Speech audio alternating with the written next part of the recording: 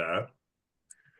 Welcome, everybody. So super excited to have you guys all join us. So this is our fourth of our PD for you guys. So if you've been participating throughout the last month and a half, all of the recordings that we've had so far are up on our YouTube page. So if you have missed them, go ahead, go up to the New York State 4-H page, and you'll see all the recordings there.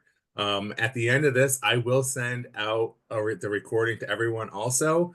It'll also be put up on the YouTube page. So we're super excited to have everyone participate. I think it's important for us to, this is a program that New York buys into, so I think it's extremely important for us to offer this opportunity for you guys to learn and to understand what YQCA is and the importance of it. So I went to the professionals instead of me teaching it and had them jump in and do this training for us. So with that, I'm going to turn it over to Blaze and Amber if you guys want to introduce yourself, and the floor is yours. Yeah, thanks again, Brian, for inviting us. We love to come on and talk to extension professionals and educators about this program. I'm Blaze Curry. I'm the executive director for YQCA, and been with YQCA for a couple of years now, and so happy to walk everybody through this program.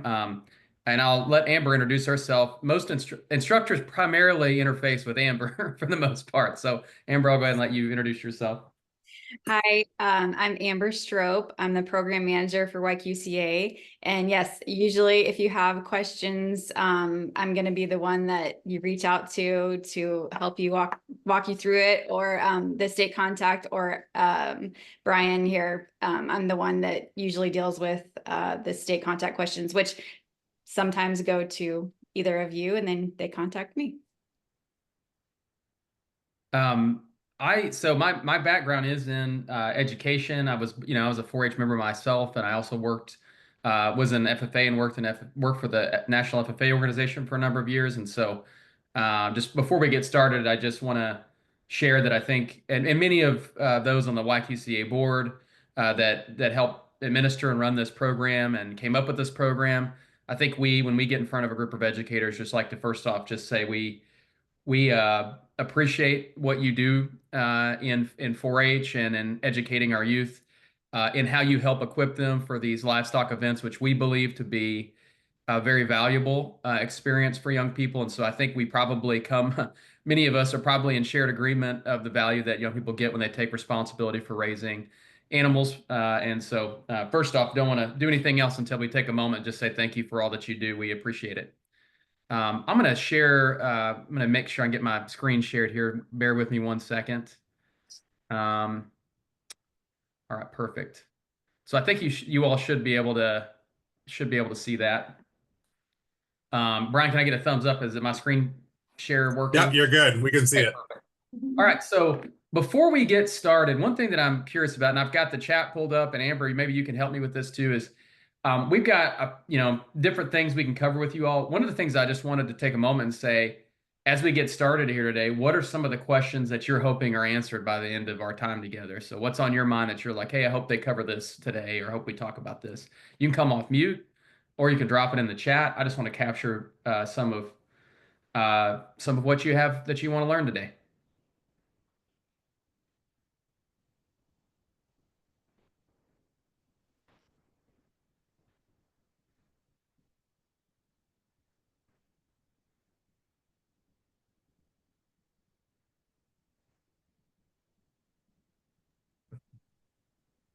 Don't all go at once. Okay, how to become an instructor. Great one.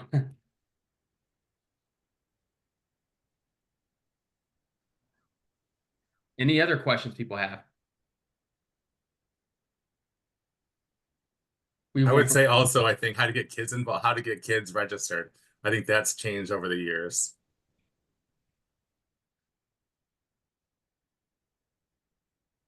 We will make sure we cover that.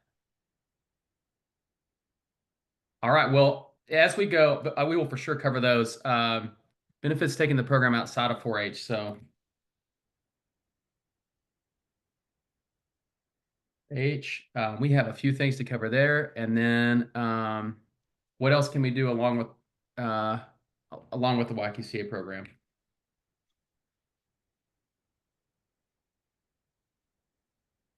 Okay, I think I think these are good questions to know ahead of time so we can make sure we get them answered. So I think we're going to be able to touch on all of these today. Also, as we go through, if you have any questions at any point in time, if we're talking through something, I'll pause periodically, but like don't, feel free to raise your hand, come off mute, drop something in the chat. Don't wait to ask your questions. You feel free to ask them. And if it's something I'm going to cover in a few moments later, I'll let you know. I'm going to make one more note. We've got another question here about fees and our expectations of youth prior to the program. Okay.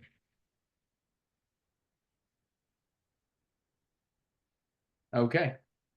Cool. All right. Well, let me get started with a little bit of background. Some of you may be very familiar with YQCA, but some of you may not be quite as familiar. So I do want to set a little bit of context about what YQCA is.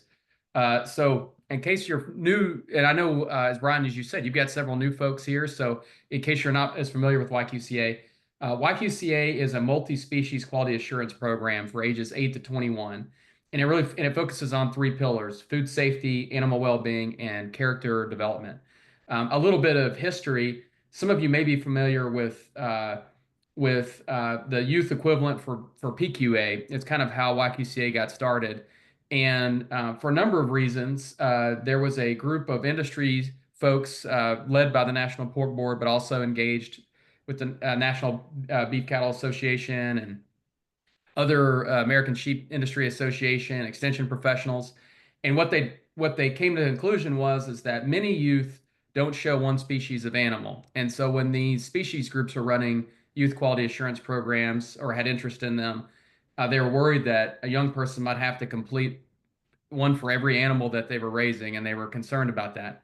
The second thing was the level of learning at some point was a little bit too in depth for some of our younger students, our younger youth.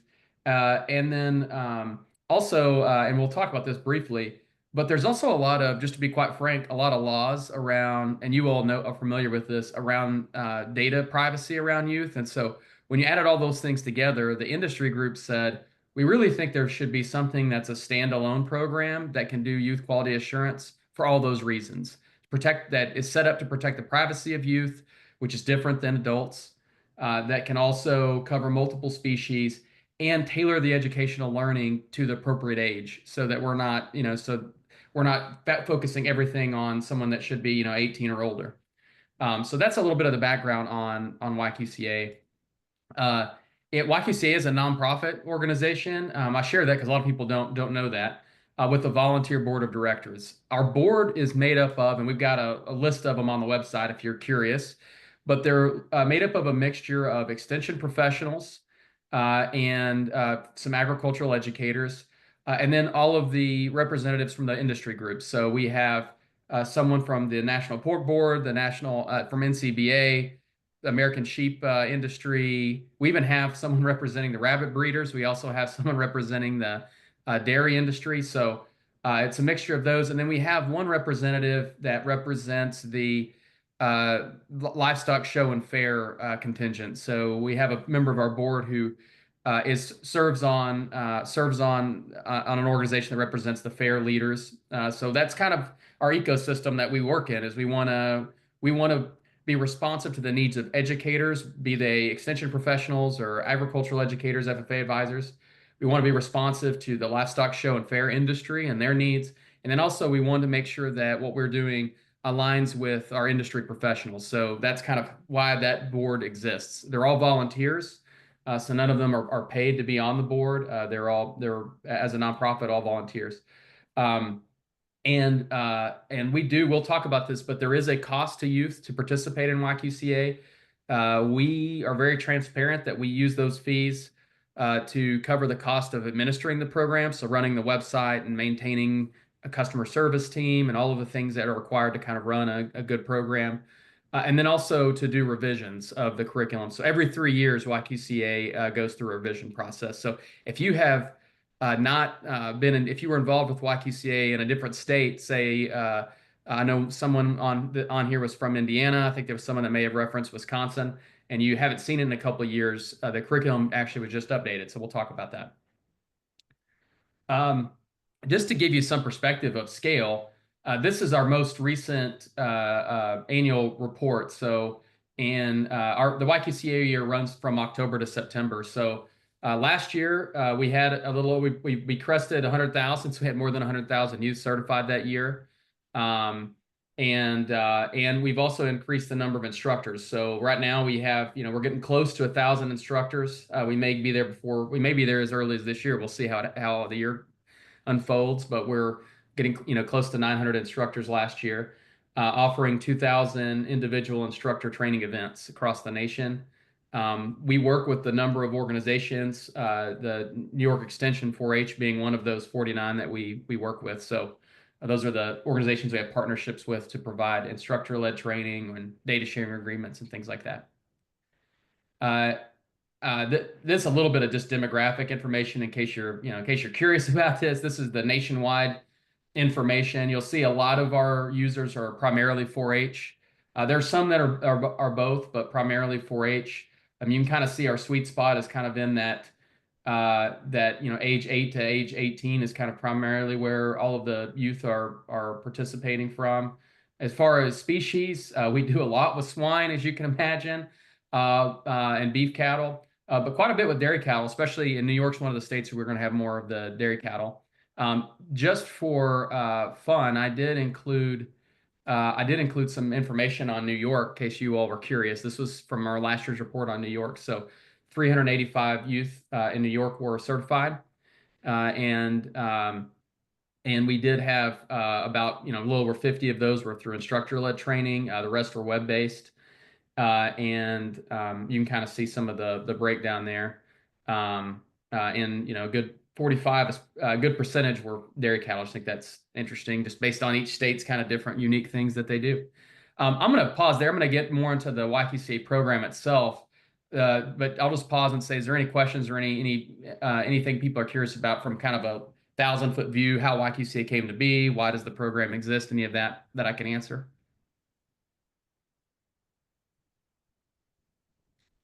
Well, if not, we'll keep rolling, and feel free to, again, drop things in the chat. So let's talk about the curriculum itself and how the certification works. So YQCA covers, and this is really important, I think, right now, and we've had some discussions about including other animals, but right now YQCA covers animals that are going to enter the food supply, or their products are going to enter the food supply. And that's been the focus of YQCA since the very beginning.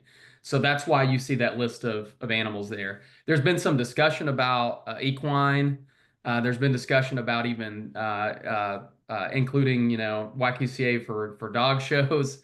And right now the board has been primarily saying there's been some considerations made there, but for the most part, the board's saying we really want to focus on animals entering the food chain, just because that's a big pillar of YQCA, is the whole food safety part of that. So anyway, these are the animals that are covered in the YQCA curriculum. Youth can get certified through 3 different mechanisms.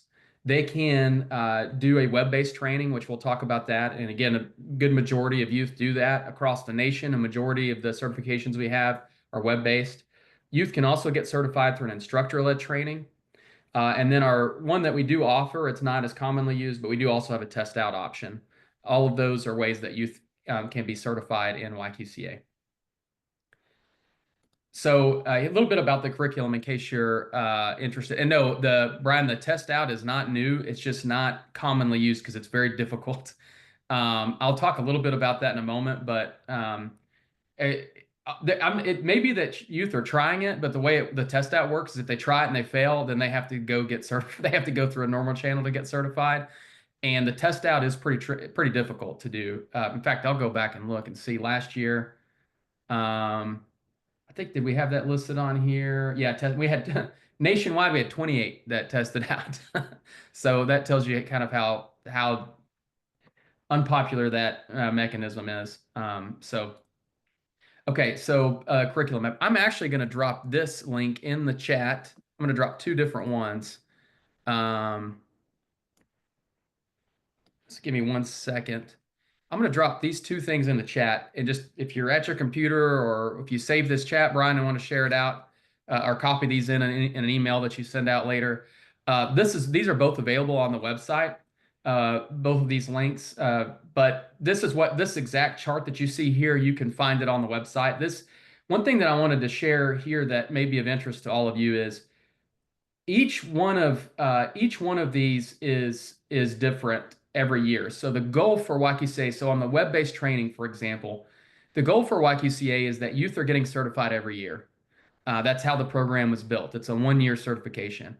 And we get asked about that sometimes. And the reason is for young people, because again, the someone that is an 8-year-old is different than an 18-year-old in terms of their learning capabilities. And so every year we want them to experience a different curriculum. So if they go online and they take they take the junior 9 course, they're 9 years old, and they complete it, and the next year they take the junior 10, they're going to see brand new content. Every one of those modules is completely different. And the whole goal is to progress them through this curriculum. So our hope is that youth are getting certified every year, and that every year they're experiencing new things and are learning new curriculum. And so, and the same is true for the instructor-led training. We'll talk a little bit more about instructor-led training in a moment, but we update the slide deck every year. So the information in the instructor-led training is also updated every single year, so that if you have a child that attends an instructor-led training 3 years in a row, they're experiencing different content each year. And so I feel like that's an important point to call out. Every one of the online training, the web-based training, every one of these sections is a separate module that has to be completed before the full training is completed for that year. And again, those are different every single year. And then we're updating these every 3 years. So actually, October of this year, we launched brand new modules. Every single one of these little boxes you see was a new online module that was launched brand new this year. Again, this is the ways in which youth can get YQCA certified.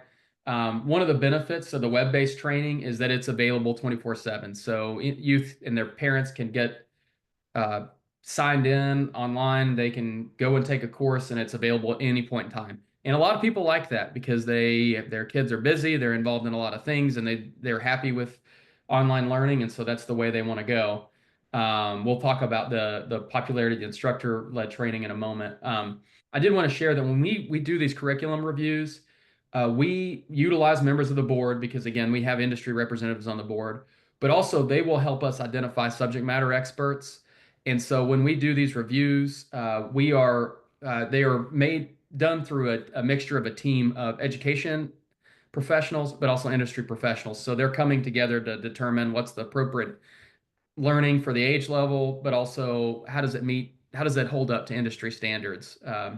And so that's a big important part of when we do these revisions or go through the curriculum every year, that we engage, a mixture of educational and industry professionals. So let's talk about the instructor-led training. And actually, in a moment, I'm going to actually pull up what it looks like from your end as an instructor to go to the resource page.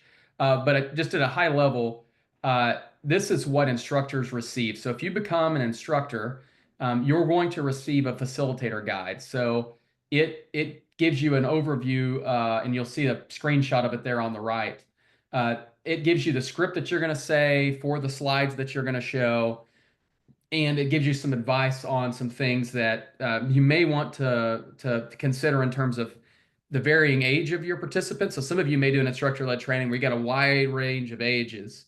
Some of you, it may be that the big factor for you is that it's a larger training or a smaller training, and so that might change how well you engage young people as you go through the content. The requirement we have at YQCA is that it is a 1-hour training. So we want you to, the materials we believe should take you at least an hour to go through. So we hope that we want you to commit to using at least an hour, but you are not held to that. So you can add things to your training. You can take we know of some groups that will do a 2-hour training with the lunch in the middle, or they'll have a speaker come and talk about, the local veterinarian might come and present on something or talk to them. You can add whatever you'd like to it. The main thing, though, is that as an instructor, when you become an instructor, you're telling us, you're verifying the YQCA that you covered all of the material that was in that slide deck, and that you spent at least an hour. And the reason that's important is because as a quality assurance program, we're only as good as people trust us that the assurance is there, that when we say someone's certified, that they actually are certified. And so on the online training, we have ways in which we can verify youth is engaging with the materials and clicking on things and completing the online course. In instructor-led training, we're trusting you as the instructor to say that student A did attend, they were there the whole time, and that you covered all the material.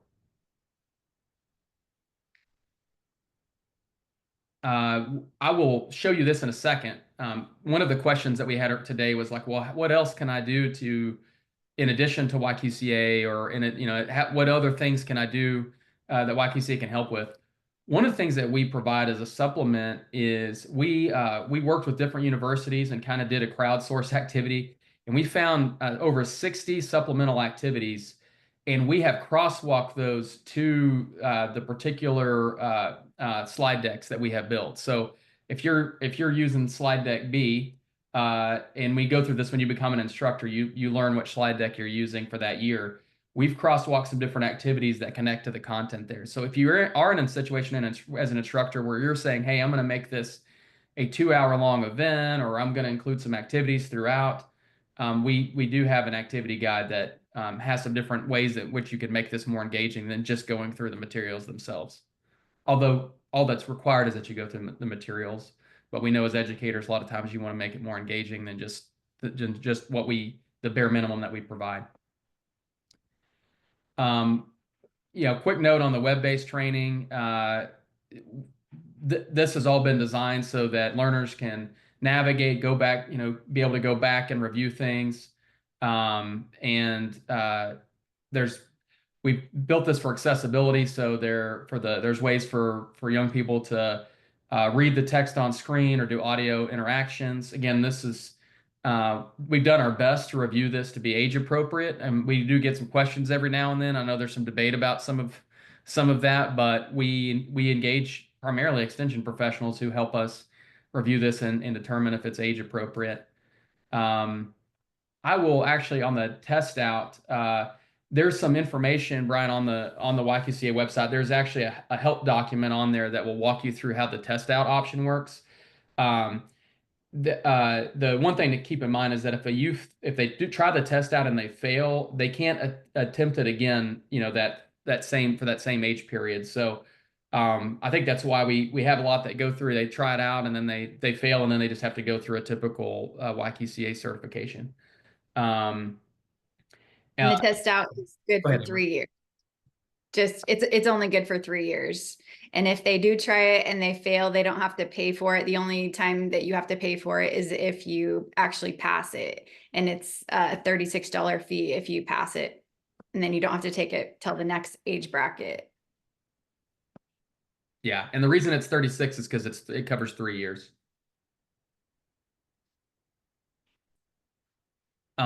What I would like to do now is I'm going to stop sharing this screen, and I'm actually going to share with you well, let me see here. I think what I might do, let me go through this part really quick about how parents, just how the process works, and then I'm actually going to pull up what it looks like to be an instructor.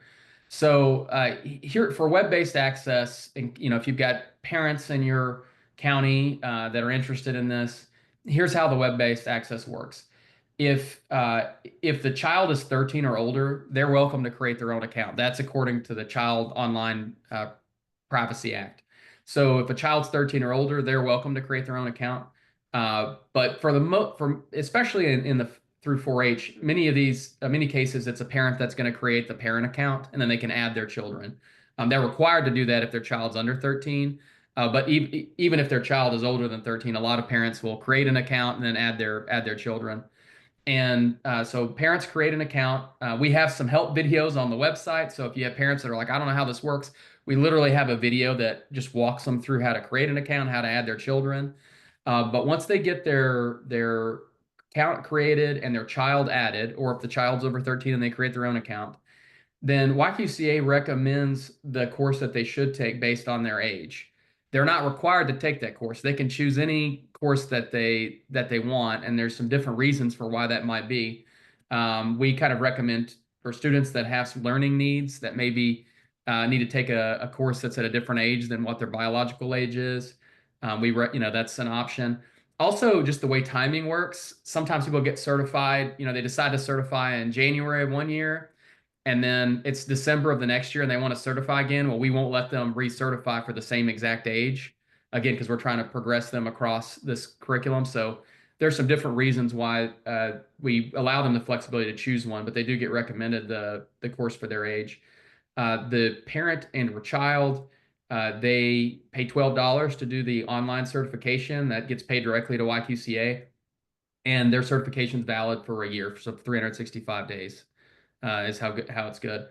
We do have a coupon option, which I can explain in a minute. That if parents have coupons that are provided to them by a sponsor or through a school program, they can use those instead of paying the $12. But that's how the web-based training works.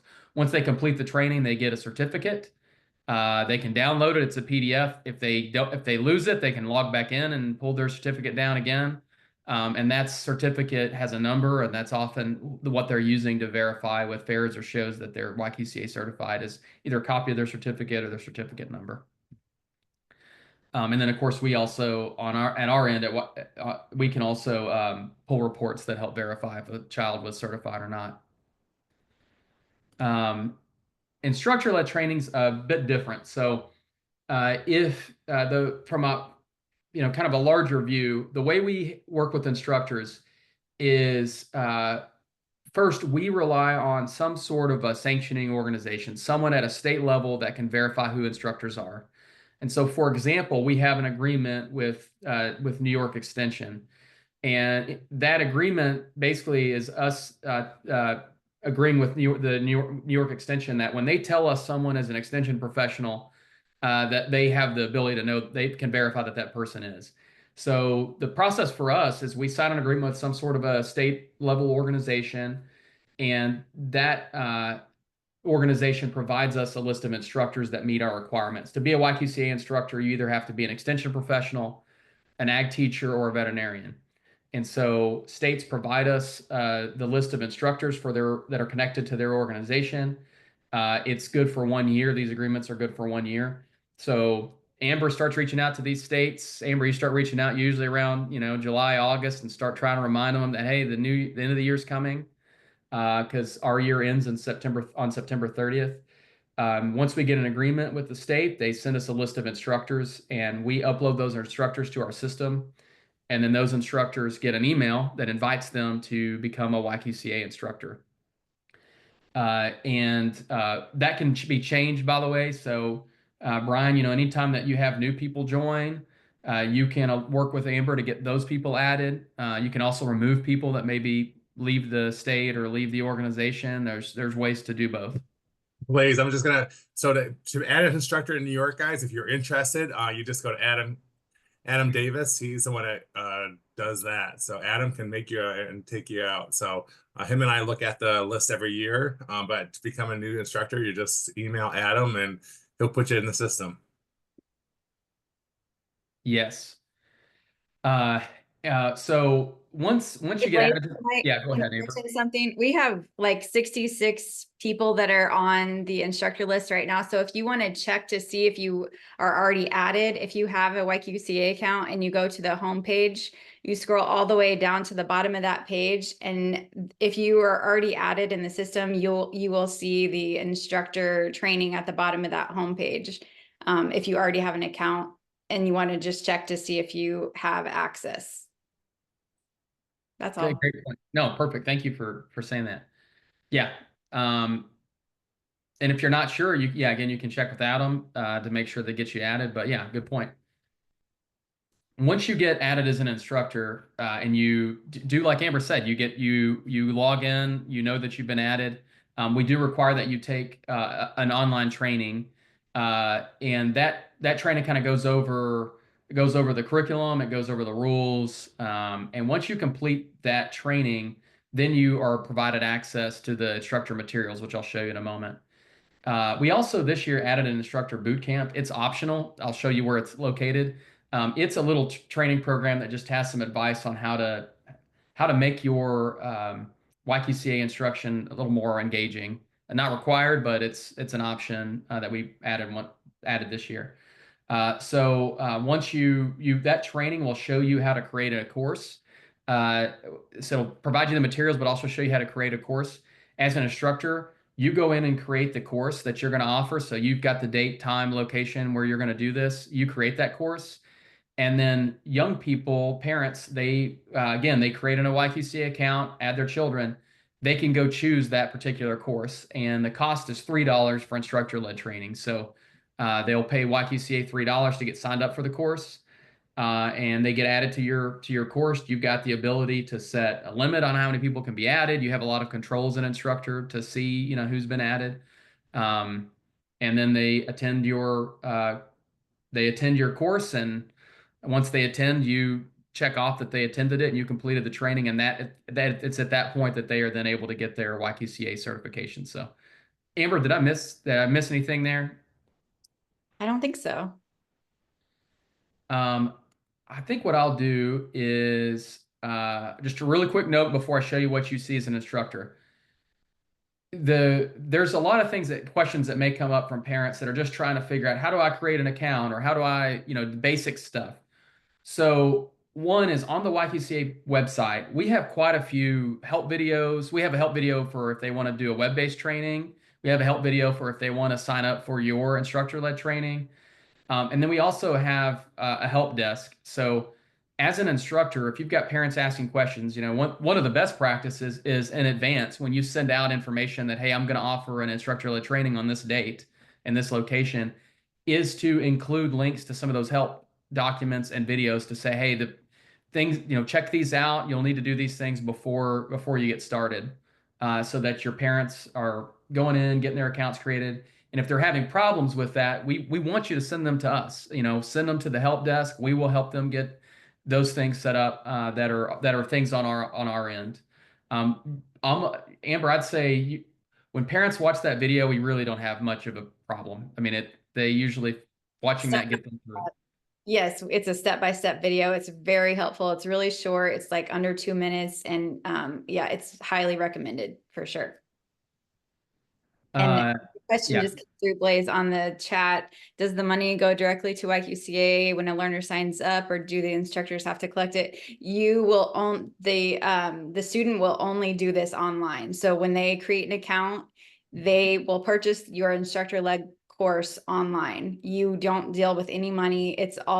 Everything's online. You will see who is signed up on your account. They sign up on their specific child account or family account. Yes, that's a great question. Yeah, you never touch any of the money as an instructor. There's one exception, and it's not YQCA money. Is sometimes we'll have instructors that you'll set up a thing where you have a T-shirt and you have a meal, or you have something like that, and so you're wanting parents to chip in for that or pay for that. That would be on your own, but the actual $3 that goes to YQCA, that's paid directly to YQCA.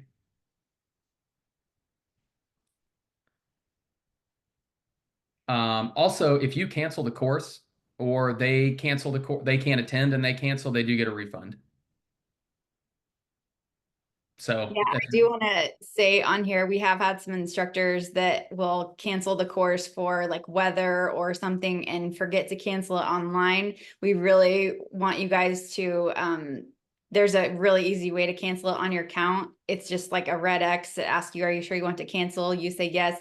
And then that automatically gives every student that has already signed up for your course an automatic refund. And it's very easy. So if something does come up, then just make sure that you cancel on your account.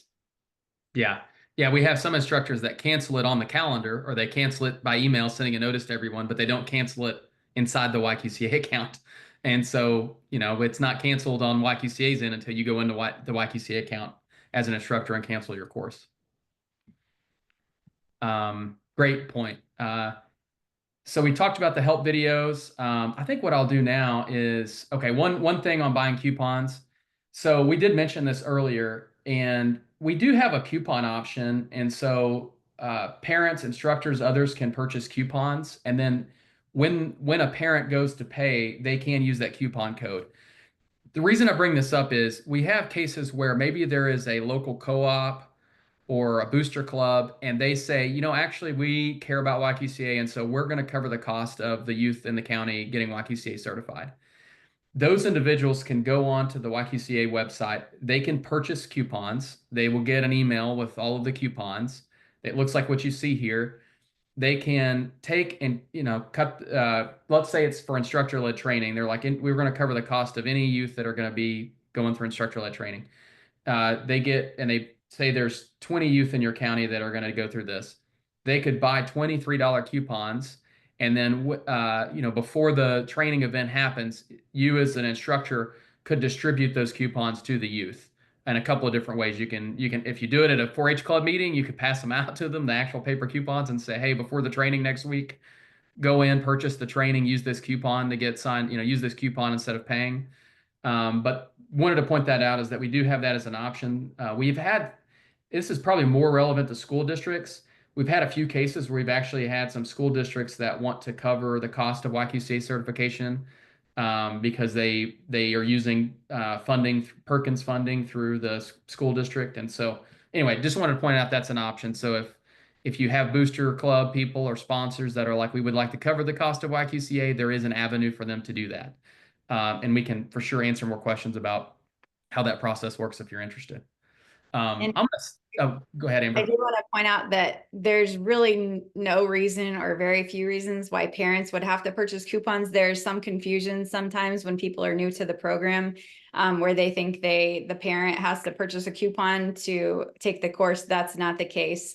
This is only for, like what Blaze is talking about, organizations wanting to support the youth and pay for themselves. But if you're have a parent, they directly purchase the course from the website. They don't need to purchase coupons.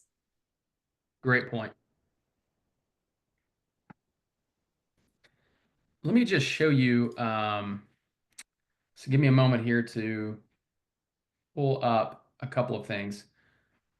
First is the instructor resources.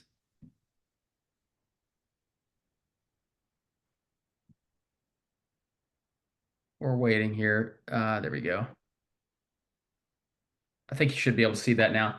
So when you're an instructor and you log into YQCA as an instructor, and as Amber said, when you go to the homepage, you're like, yeah, this is what I'm showing you now is after you've completed your online training. So as Amber said, you'll be prompted to take some online training first, but I did want to show you what happens after that. So after you've completed your online training, you will have access to what's called an instructor resource page. And on this instructor resource page is where you're going to have everything that you need. So we often put announcements up here, as you'll see here. Amber just posted this announcement that she just talked through, which is how to cancel a training, because we had several instructors asking us about that. But you'll also see a list of these other things that you might need. One is the instructor material. So that's probably the primary thing that you need. And that involves a PowerPoint presentation, the facilitator guide, and there's also some optional things that you could use. I'm going to point out some of those. So this actually is an optional worksheet that we actually had an instructor just make. So you can download this as part of your instructor resources. They made it, and we thought, oh, that's cool. Can we share this with all instructors? And this follows this year's instructor-led training curriculum. So this was a worksheet that an instructor made themselves and printed out, and they have their students kind of go through it as they're going through the training. There is also this is the facilitator guide. Here's kind of what it looks like. It has a script for what you should say. It has some advice, just as we showed you earlier. On the top left-hand side, it follows along with the actual slides that you should be using at that time. So that's what the facilitator guide looks like. I'll show you the PowerPoint in just a second, but this is what the guide looks like. And then this is that activity packet that I mentioned earlier that is crosswalked to the particular slide deck that's being used that year. And as you scroll down, it's got activities that tell you, ways to just enhance your instructor-led training. So main point is I wanted to show you that we have a number of different things that are available to you to help you out. One thing also is the promotional resource guide. I'll go through some of those items in a moment, but if you're thinking about, well, how do I alert people in my county that I'm doing a training, or how do I explain to parents what it is, or Whatever you want to, some of you are very creative when it comes to things like that. So we've got a lot of options for you to be able to promote your events and do more with that. So I'll share some of those. These are the things that Amber was talking about. Like you can get to in advance. These are links to videos. This is the videos we referenced. These are the things that you can use to help parents and children get signed up for the course, to learn how to purchase coupons. All of that stuff's here under instructor support. So you've got that there. This is where you can also take the instructor boot camp if you're interested in taking that. So that's, we have a frequently asked questions for instructors. So we're kind of excited because if you haven't done YQCA for a couple of years, this is new. So several years ago, or even 2 years ago, you used to get an email that said, "Hey, here's a link to the slide deck, and here's a link." Now it's all here. So if you're going here, you're getting the latest information, you're getting all the tools and resources. So we've got really good feedback from instructors about this resource page. We keep adding things to it. But it's easy because all you have to do is log into YQCA as long as you're using the email account that's associated with you as being an instructor, and you log in using that, you're going to be able to access this resource page. Yeah, and the instructor FAQs, it was a tab on there. It has a lot of great information on there too. A lot of times if you have a question, it's answered in that FAQ document. If it's not, then just email the help desk or myself, and we can help you either way. Always, we're pretty quick to answer questions. Yes, and let me share this really quick. Yeah, so this is what the actual slide deck looks like. So you can see here, we've also got, some of you that like PowerPoint, like using the notes, you can also actually, when you click on the slide, it also just exactly what the facilitator guide has. It has the script for you to use. So if you're in presenter mode, you've got it all right there. I've got a few more things that I can share about some promotional things to help answer some of the questions people had. I just want to stop and say, hey, so we covered a lot of materials. Is there anything burning right now that people have on their mind they want us to talk through?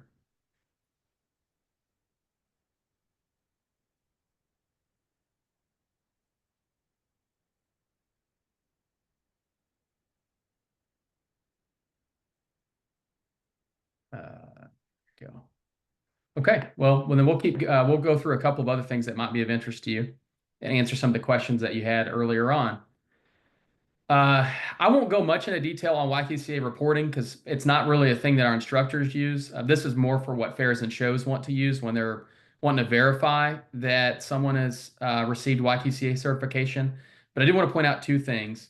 One is that YQCA, we care a lot about online privacy for young people. And so we actually have a third-party group called I Keep Safe, and they audit us every year. And that group, in their audit, they make sure that all of the procedures, everything we're using, all the tools that we use, the way we handle student data, that we're following the Child Online Privacy Protection Act. So that's kind of our seal of approval that we're following it correctly. I mean, they don't just check our processes; they literally check our security software that we use. I mean, they check it all, and so that's really important to us. To that end, because we are the privacy information is so sensitive, there's two things that I did want to point out. One is for parents have the ability for children under 13 to determine, or for any parents and children themselves, they have the ability to determine if we can share their data with a third party. And so if they say no to that, if they say, no, you're not allowed to share my data with a third party, that's their choice. And that means that when a fair that we have an agreement with wants to verify that that child's certified and asks us for a report, we're not going to have that child's name listed because they said they didn't want to be shared with a third party. So every now and then we have issues where someone says, this person says they're certified, they have a certification PDF form, but they're not, but we asked you for a list of who is certified and they don't show up. That might be one of the reasons is they've told us we're not allowed to share. It's really easy. Parents can log in and change that and toggle it back, but that has happened. The other thing that I wanted to mention is for local shows and fairs, we do have a tool on the YQCA website. It's called Certification Verification. And what it allows, we can't necessarily share, unless we have a data sharing agreement, which we only have with really large fairs or shows. We don't have one with every county because that would be impossible. It would be too tedious for us.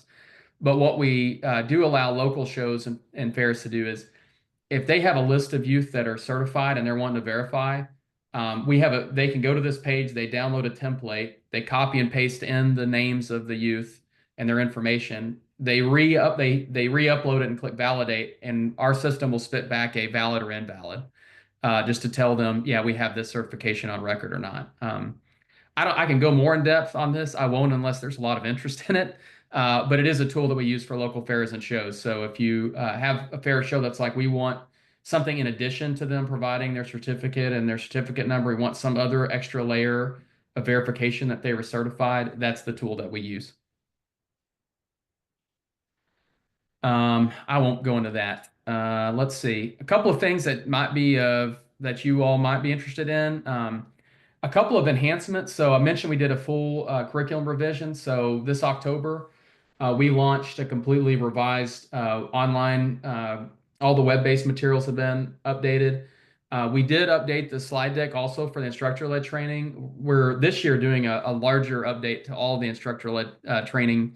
We're doing a bigger review of that, and that's kind of our cadence. We revise all the online training, and then the next year we take a look at all the instructor-led training materials that we use. We use the new slide decks every year, but it's also how we're vetting and taking in feedback from instructors on ways they want us to, change the instructor-led training. So that's underway this year, is revising and taking a look at that instructor-led training. So come 2026, the instructor-led training resources will likely there'll be some new resources or some updates, most likely.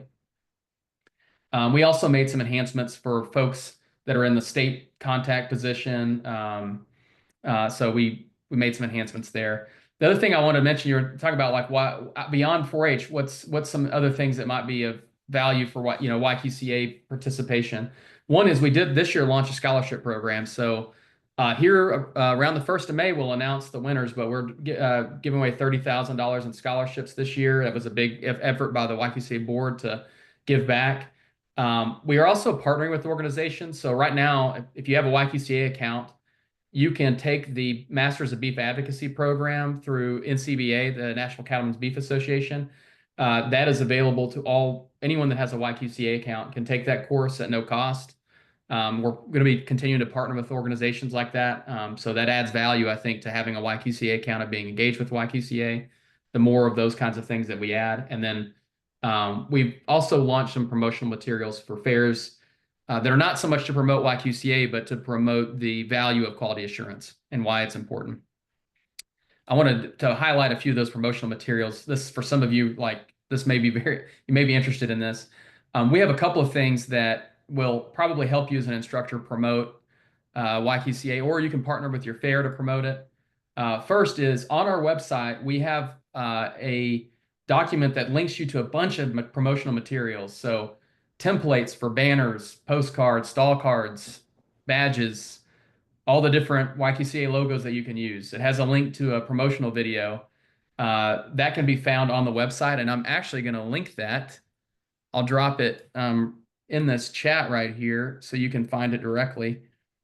And so if you're wanting to put together a flyer or put something on your website or anything like that, or make t-shirts or whatever it is you want to do, a lot of the materials that you would want are found in that promotional guide. So when you become an instructor, you can access that, but it's also available to anyone on the YQCA website. So that link will take you right there. The other thing is the newsletter. All instructors should be, once you become an instructor, you should get added to the YQCA newsletter.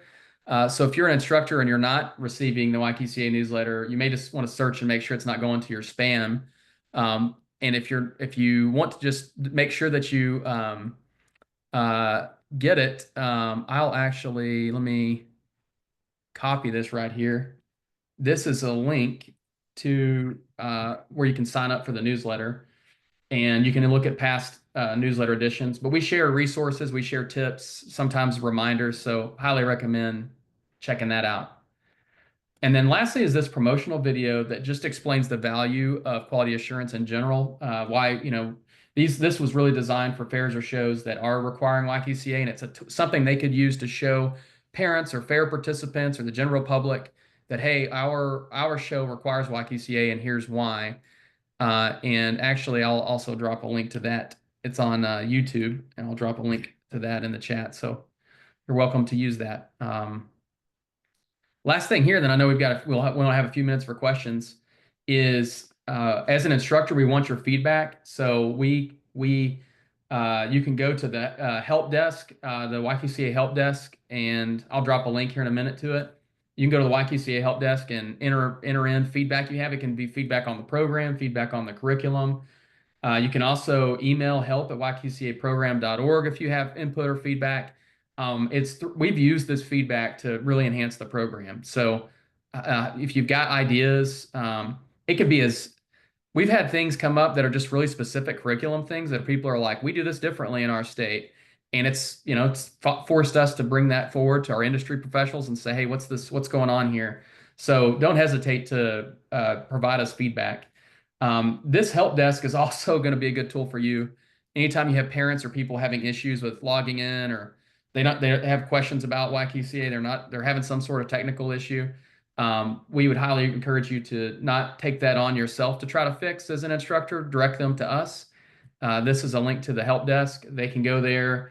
It provides them ways that there's a chat feature there. They can email help directly. But we have a customer support team that Monday through Friday is accessible remind me, Amber, it's I always get the Central time. 10 to 6 Central. 10 to 6 Central. They're online 10 to 6 Central, very responsive. And so, that we highly encourage people to use that. So, Brian, we've got 5 minutes left. I know we shared a lot of information. Let me just see what kind of questions we may have that people have. So I have one. So when I did this, I taught it I did a year and a half ago, and I had some issues I did a 10 o'clock workshop, and I had kids that showed up at 10:05, and I couldn't register them in the program because it was after the deadline. How do you fix that, and what do you do? Okay, I'll take that. So we highly encourage kids to do that because when they sign up online for your instructor-led training, they are guided to take a pretest. So we have a pretest survey that's under their enrolled ILT trainings page. The pretest is just a survey to see kind of where they're Blaze, how would you describe that? It was a survey our board wanted. Go ahead, Blaze. Yeah, there's a pre-test and post-test. And so it's not a requirement, like it doesn't have any bearing on them gaining the certification, but it is something they need to do before they sign up to your course. And it's on the back end, we're aggregating that data. It's how we're testing the efficacy of instructor-led training. But it doesn't have anything, it's not to do with the knowledge they gain at the course. It's more about their interest level, right, Blaze? Yeah. Yeah. But what's happening is if they're trying to get signed up for your class after it's already started, that's a challenge. They really need to do it beforehand. However, they can. So if you have kids that came to your class and they want to sign up even like a week later, they can. It'll just be listed under, there's a button when they're looking at signing up for the trainings, there's a button at the top of the page called Show Previous Trainings.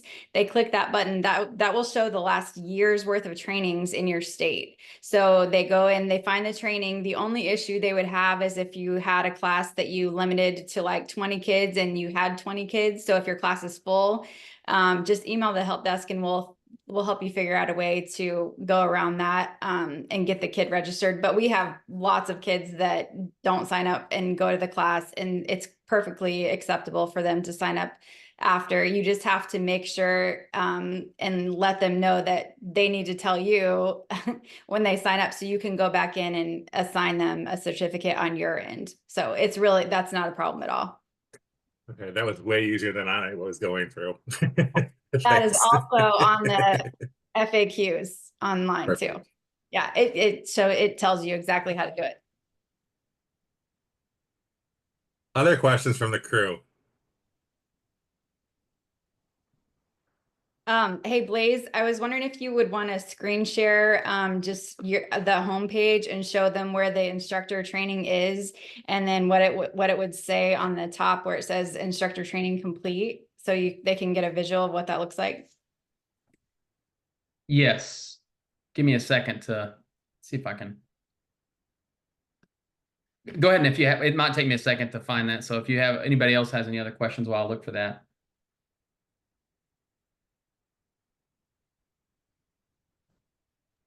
When would be the best time? So, like, our county fairs are mostly during the summer. Our state fair is the end of August. When would you recommend doing the trainings most of the time? So that's a great question. Every year, the instructor certifications expire on September 30th. So no matter when you certify, so say you certify on August 1st, come September 30th, that certification will expire because as Blaze talked about, we update everything on that for the instructors every year. So you can really do it whenever is convenient for you. Just know that whenever you certify, it's going to expire on that September 30th, no matter what. So we encourage people to certify in the fall just so it's done and they have everything lined out. So it's not, they're not panicking, trying to get it all done right before their fair. But yeah, it's really up to the instructor.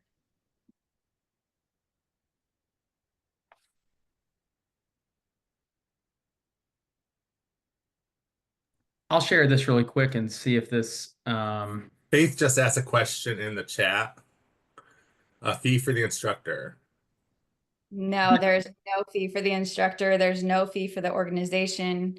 Nope. The only fees we charge are to the user, the student signing up for the course.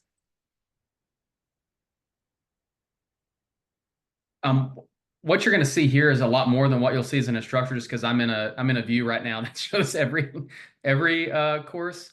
But is this what you want me to show me, Amber? How this will be so when you log in as an instructor on your homepage, I've got a bunch here. You won't see all of this. This is just because I've got the master view in right now as an admin. But when you log in, you go to the homepage. If you are approved as an instructor, that's where you'll see under this instructor tab, you'll see these two courses. This is an optional. This boot camp is optional.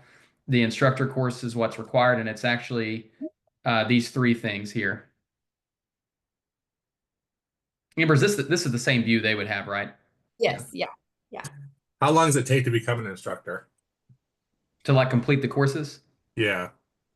It's typically about an hour. It takes most people an hour to get it done. And if you start it and you need to come back, it will stop and then pick up right back where you left off. So, but I would say typically most people can get it done in an hour, hour and a half. Mallory's got a question in the chat box also. Yes. So does your instructor courses that you create expire each year? Yes, that's actually a great question. So because we upload new materials each year, meaning that it's new curriculum every single year, the instructor-led training is different every year. Every instructor expires on September 30th, their instructor capabilities. Now we do a lot of promotion around that and messaging instructors to let them know, but like on September 30th, you'll lose that. You won't get this view anymore. This instructor resources view will go away for you. You no longer become an instructor. And we go through that process again of re-engaging you as an instructor. That process again can happen as early as like first week of October. It depends on if Amber's already worked with the state and already has your contact info, then it could be as early as the first week of October. You're invited to renew to become an instructor. But you do have to go through the training every year, and you do have to go through and when you go through it, you'll get access to new materials. So you should not, as an instructor, be using the same slide deck more than 1 year. It's really only good for that year. And so that's why we have it kind of renewed every single year, is to make sure that instructors are using the new materials. There's also a part of this that has to do with some online privacy things. So that's also why. Yes, it's an annual program. So the certification is good for 365 days. It's depending on when the fair is and when the requirement is that they're doing it, the children do have to take YQC every single year because it's designed to build on each year after the next. I was gonna say, I think if anybody that's on that makes it required, I think most of everybody kind of does it in the fall, I think. Does the training for their students or their youth in the fall or in the spring to do it. So I think they just make it part of the curriculum that they're teaching for the year for their livestock youth, typically. Anybody, Holly, are you still on? How do you put yours in? Because I know yours is mandatory. So we start putting it out on January 1st of each year for our kids. We've actually gone to the first few years that I used it or did this, I taught in-person classes. But 2020 kind of moved us to that online platform. And since then, we've been offering all of our kids. So we have about 200 kids in our auction program. And it's a requirement for them to do that. So we purchase through our program the coupons for each of the kids to do it, starting like February 1st. And so they have from February 1st to July 15th to make sure that they complete it. And then they have to give me a certificate. And so that's how we've been running it for the last 5 years. Anybody else doing a little bit different that wants to share? I know when I was in Broome, we did a hybrid. I offered it both ways, and that was right. And I think the older kids took it virtually, and the younger kids came. Is what I found.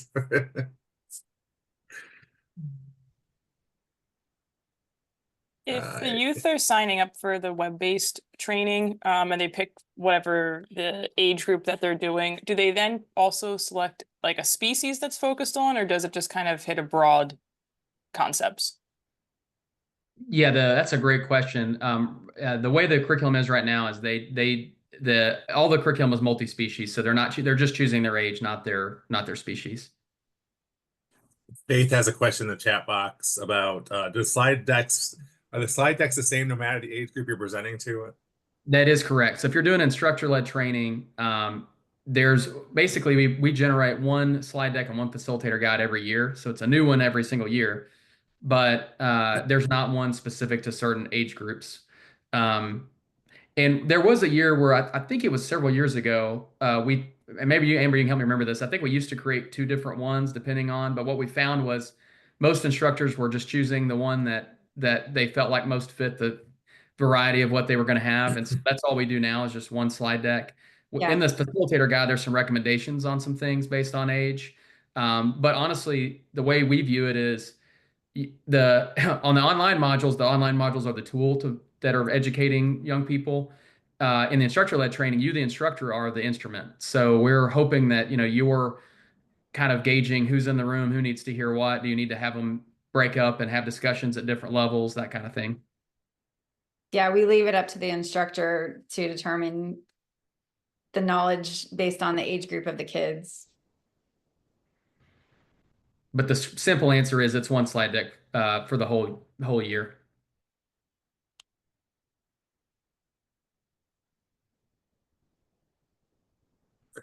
Any other questions? So I will send out all the links that he put in there, and you can definitely reach out to the help desk. They can definitely help you out. Amber, can they reach out to you directly, or does it go to the help desk? Yeah, Okay. either one. Yeah, program manager at YQCAprogram.org or the help desk. We can get you figured out. But yes, if anybody that doesn't know if they're an instructor can reach out, or if you're not and you want to, like you said, reach out to Adam Davis and we can get you set up with an account.